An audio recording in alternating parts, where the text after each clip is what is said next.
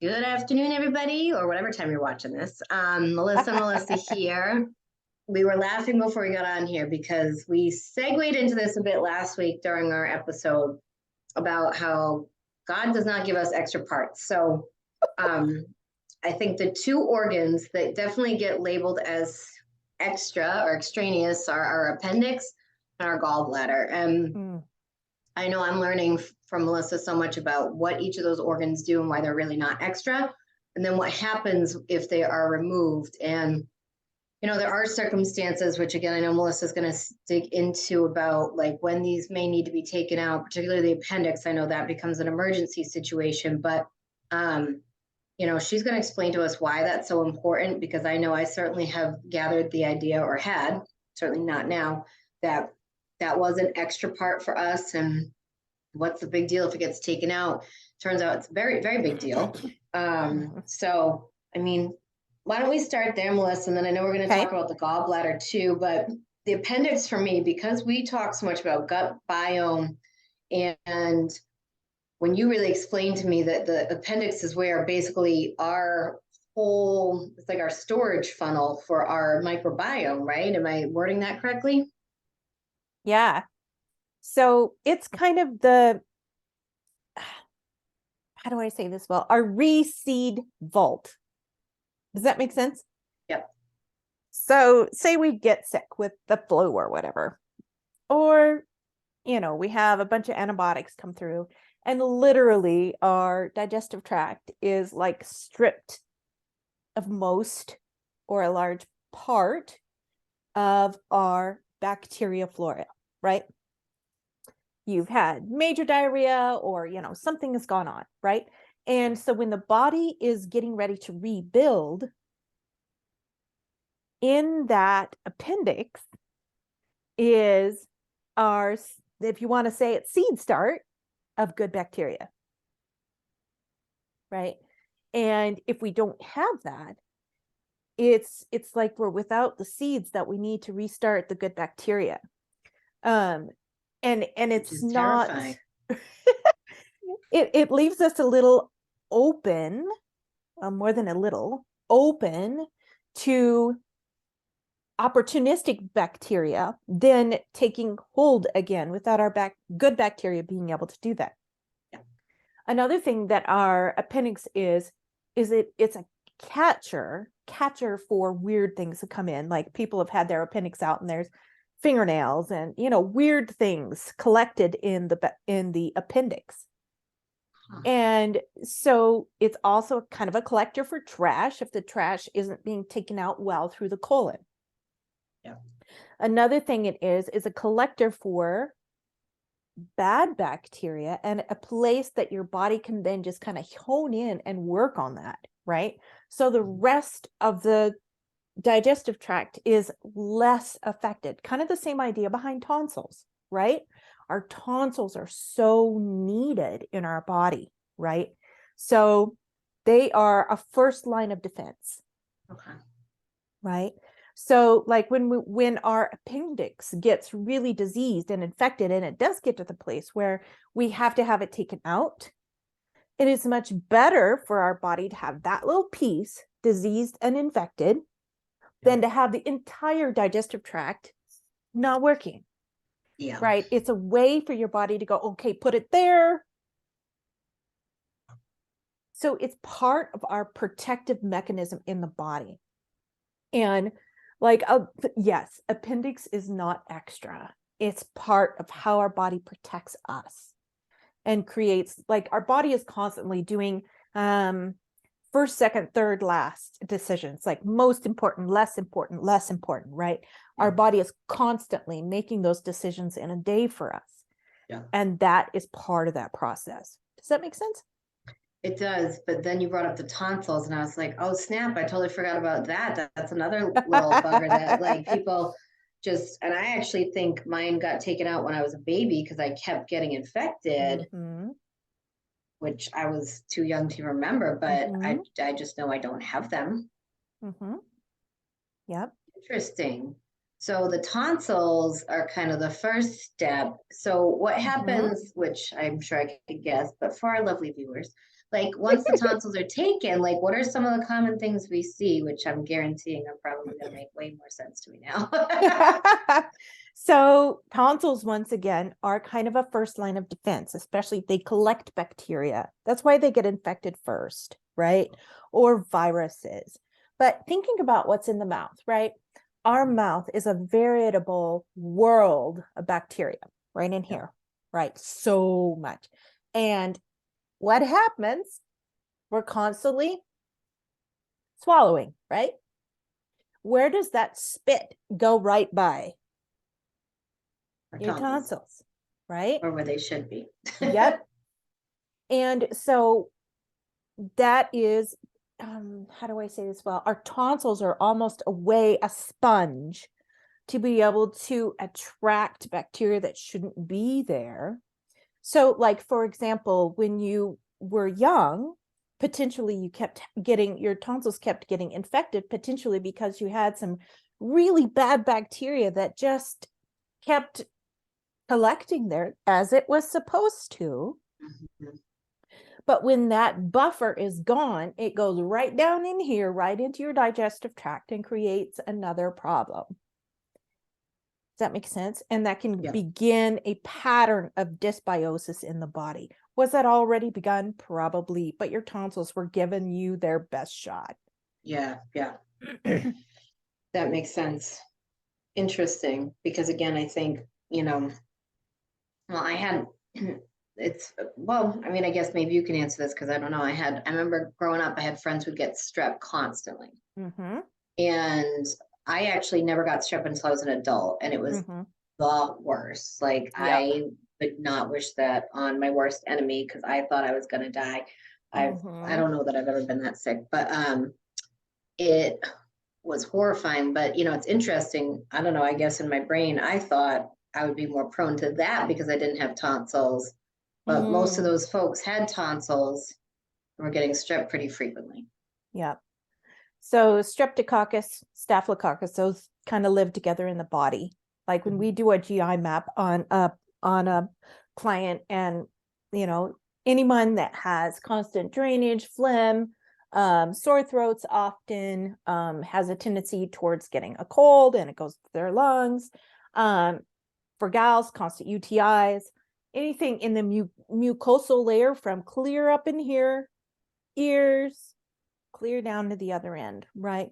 So when we have strep living in the body, if our immune system becomes impaired or knocked back, and it's not keeping that strep down at a manageable level, then it can flare and we get sick again.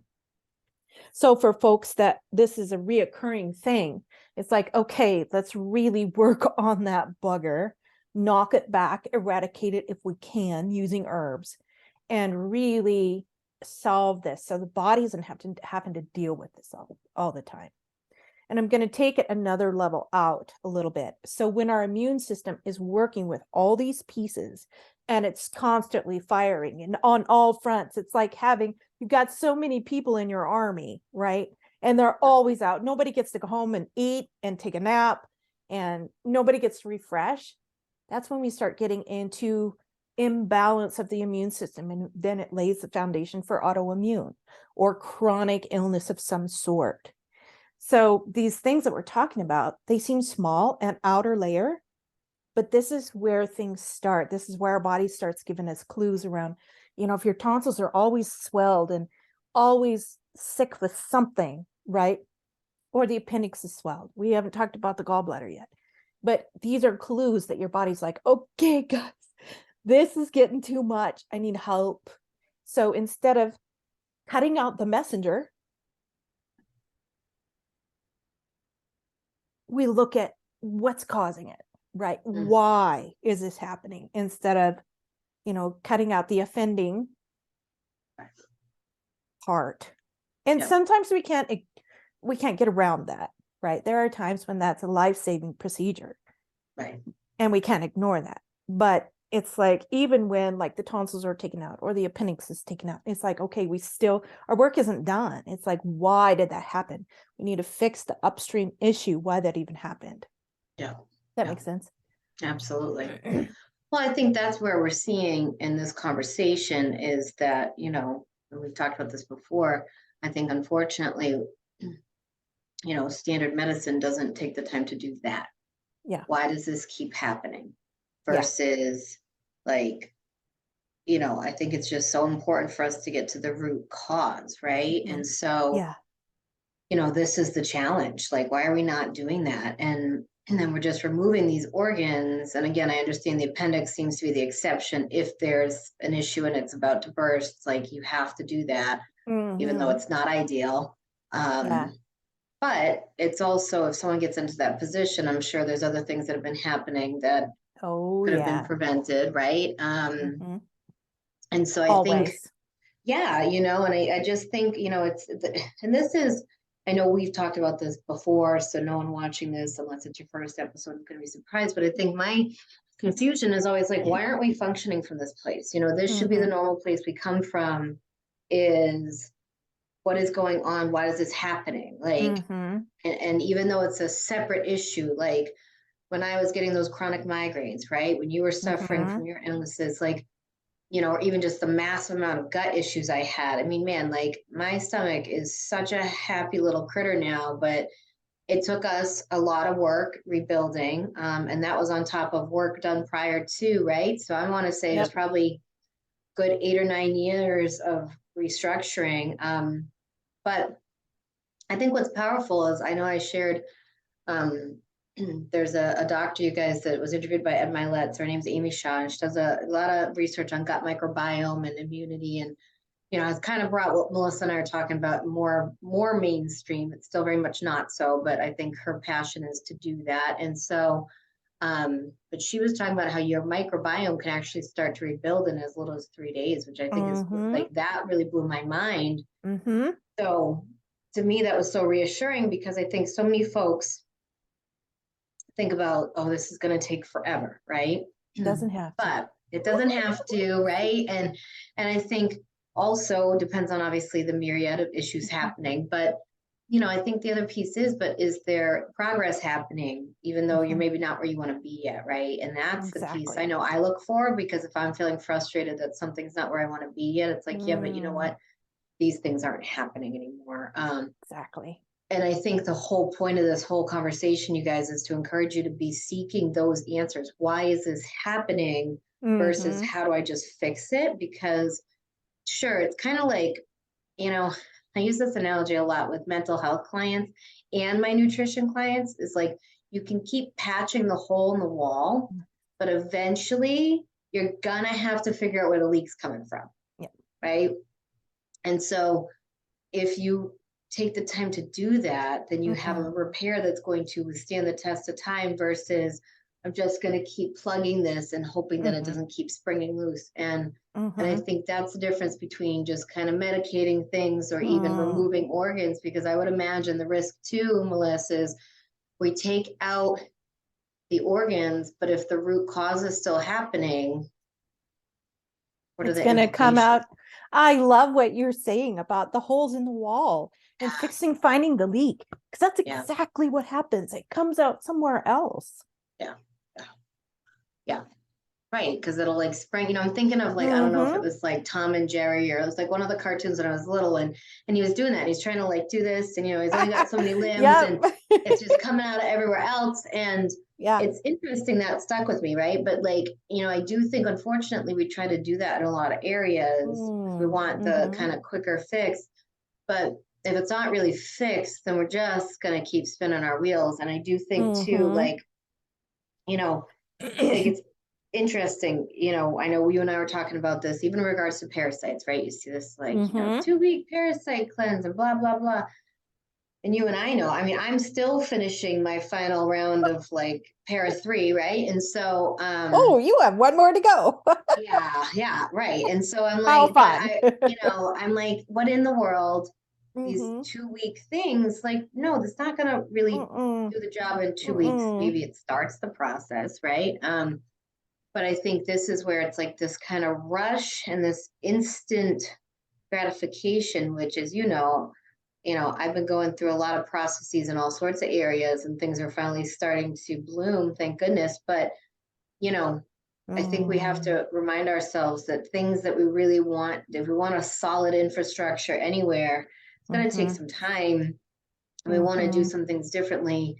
But I think particularly with our health, right? And so not looking at these organs and these things as like, okay, I'll just have this taken out and that'll fix everything. You know, maybe you guys, if you're getting that messaging, maybe you're old enough that, you know, you have a choice. Obviously, I had no idea about my tonsils and I was an infant, so whatever, it is what it is. Yeah. But if you're an adult and you're being told, hey, your gallbladder may need to come out, maybe talking to someone like Melissa or talking to First. Melissa, first getting another opinion, like what could I do that maybe could stave off having to have this removed? How could we save my gallbladder? Right. You know, because otherwise, like you were saying, like it's a lifelong of supplements, which, you know, okay, there are worse things, but if we could save that organ and not have to do that, I feel like most folks would probably prefer that. I don't know. I just think these are things for folks to think about, right? Yep. And as you were talking, I was just thinking about too, you know, back to gals and problems with, you know, uterine fibroids and terrible periods. And, you know, let's just take the whole network out so I don't have to deal with it anymore. And it's like understanding, right? And really understanding what that looks like. Or, you know, the thyroid, you know, there's issues there. They can't get it to, you know, kind of settle out right with medication. So let's figure out why it's out of balance, right? Let's figure out why the uterus is having trouble and the ovaries and why we've got issues there. And really lean into that before we, you know, go to the extreme thing of actually losing parts of ourselves. Well, I think, you know, I just think it always boils back down to like having more conversations, advocating for yourself, and, you know, getting clarity around what can I do here to just modify this outcome, right? And I think, you know, we're not here, you guys, like poo-pooing medicine or anything, but I think you've got to understand, I guess, the bigger picture when it comes to this stuff. I mean, I can't tell you how many of my friends were on hormonal birth control and now are having massive issues as a result of it. And there's a lot of research out there around this, but, you know, no one talks about it. They're just so quick to say, all right, we're just going to throw you on birth control. And instead of all these other options, right? And that are so simple. And then, you know, I mean, it's fascinating, but also really scary because then you see these polyps and cysts and fibroids and endometriosis and all these things happening and you know, no one's warning anybody ahead of time. So I think, I don't know, there's just a lot more that we can dig into around these things. But I you know, my hope is that these conversations make you guys want to just ask more questions, you know, and at least then you go into your decision with all your options about what could possibly be a solution, right? Rather than just, oh, I have to have this removed. Because I think that's the piece that is, you know, we're just hoping that we educate you and let you see the other side, because there aren't extra parts. And I didn't even think of the tonsils. Like I came in today, like we had these two, but yeah, that's another thing that gets just kind of chopped out. And I mean, it's fascinating. As you're talking, I was like, well, I guess I was fortunate I didn't go through all of these things, but you know, I know my sinuses had a heck of a time for a long time. So makes sense, right? But so we're here, you guys, we're here to help. And if you're getting these prognoses, talk to Melissa, talk to her about what's going on. And then if she feels like you need additional support from my end, she can connect us. But definitely, you know, if someone's telling you you need to have something taken out, I would urge you to get a second opinion and try to figure out what the root cause is first, or you just start removing things, right? Totally agree. Well, Liz, thank you as always for your expertise and your knowledge. We appreciate it. I love these conversations. My friend. Well, we hope you all have a great rest of your day and enjoy, and hopefully you learned something. I know I did. Awesome. Take care. All right. Thanks, Melissa.